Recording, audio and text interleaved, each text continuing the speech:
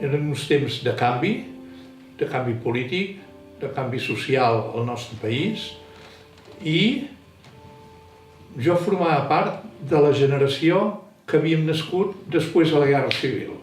Per tant, semblava que ja era molt llunyana aquella història i que ens donava una oportunitat precisament per treballar directament al servei de les comunitats, per formar-nos millor, amb més llibertats, en un context en què tot es bellugava a Espanya, a Europa, a França, als Estats Units. Eren els moments del maig del 68, de l'europeïtzació, de la creació de la Comunitat Econòmica Europea, dels Kennedy als Estats Units, de la mort del Martin Luther King. Tota Europa i una part del món occidental es movia, bellugava, buscaven els vents, i unes generacions, tant a Europa com a Espanya, que la guerra civil i les guerres europees es convertien en aconteixements per la història. Vam tindre sort que la major part del temps la càrrega de l'aprovació de Jove Càmera a Espanya la va portar a Barcelona, la Jove Càmera de Barcelona, amb el Josep Pujades al davant, un home extraordinari, amb una capacitat de treball i amb un entusiasme elogiables.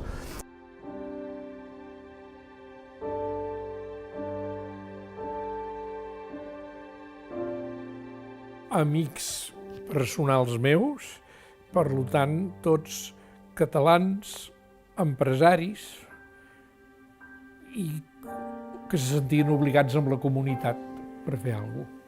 Ens hem de situar als anys 68, al tardofranquisme, en uns moments en què l'antic règim no tenia els components democràtics que posteriorment s'han desenvolupat, i la Jove Cambra va ser com un entrenament dels procediments parlamentaris i democràtics, tant amb les eleccions, dels càrrecs, com amb els diferents programes.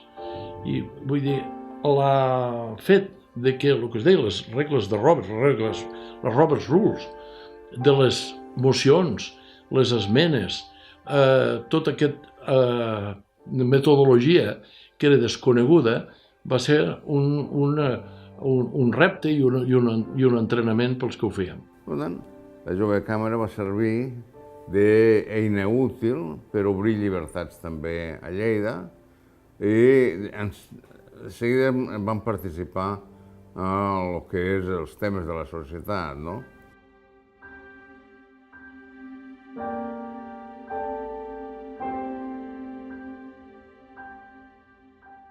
Estàvem entrant a l'època del president Suárez, o sigui, a l'època del canvi.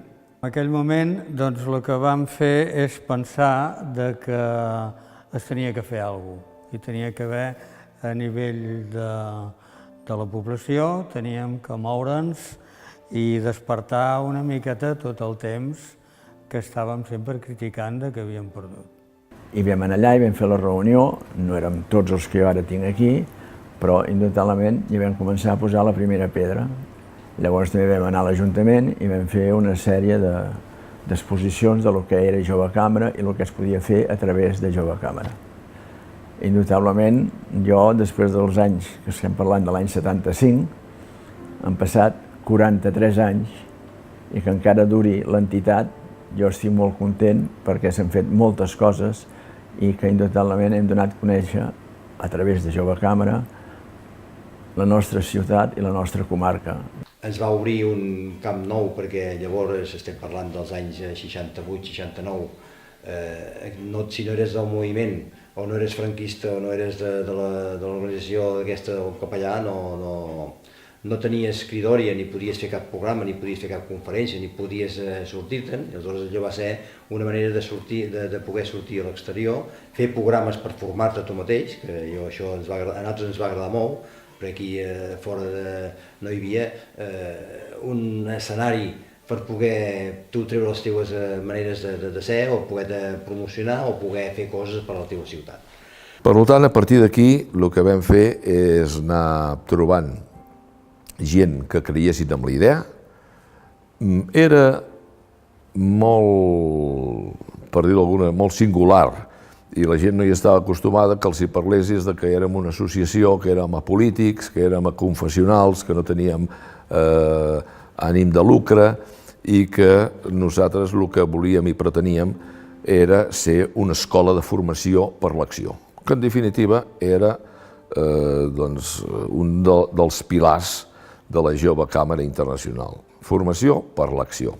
Eren poc però ben avinguts i ben coordinats i tots van agafar responsabilitat i per això es van poder fer tantes activitats diferents. Alguns dels universitaris que eren presents veníem de SADE o d'altres estudis com professor mercantil en aquell temps, etc. I això ens portava a desenvolupar estudis relacionats amb els nostres temes i tenir la consciència de millorar la ciutat des del punt de vista dels pressupostos municipals o d'on s'ha de dirigir les inversions, etc.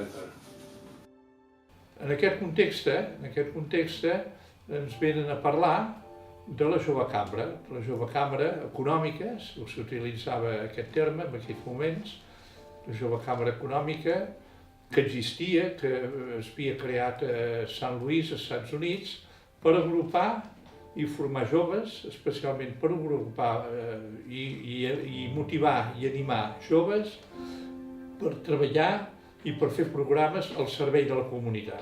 Quedo admirat de com funcionaven l'assemblea en procediments parlamentaris, quedo admirat d'una associació apolítica i aconfessional i democràtica. Torno a Barcelona, a la Junta del Cercle d'Economia, els dic, si encara manteniu l'oferta, l'accepto. Me la van mantenir i la vam acceptar. I llavors vam posar en marxa la Junta Fundadora i amb l'agravant que quan vam demanar el permís el primer any o el segon, no ens el donaven perquè atentábamos a la ley de unidad sindical. Però què és això? Què té a veure? No som res. Llavors en Martín Villa el van fer delegat de sindicats, llavors ens va canviar i ens va autoritzar la Jove Càmera i ja no atentàvem a la llei d'unitat sindical. Aquest país anava així. Tant és així que jo quan l'escrivia en Martín Villa, querido ministro de la Joven Càmera. Penso que continua sent la mateixa que era, que és formació per l'acció, que és donar oportunitat a gent que d'altra manera potser no s'atrevirien o potser no els deixarien que desenvolupin les seves idees o les seves iniciatives.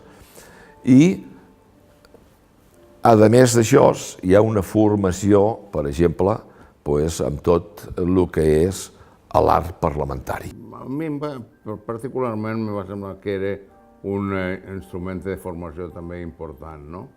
Per què? Perquè jo li agraeixo a la Jove Càmera aquest tema, perquè ens va ensenyar a respectar les regles del joc o que és un debat, a participar respectant l'opinió dels altres, fent les pauses, marcant un ordre del dia, tinguent que apoyar una moció amb un altre que te l'apoyés, tinguent d'alguna forma que contemplar que aquesta forma d'exercici democràtic no és només la filosofia de la democràcia, sinó el respecte a la minoria, el respecte a les regles, és establir unes regles de joc que permeten l'expressió de tothom.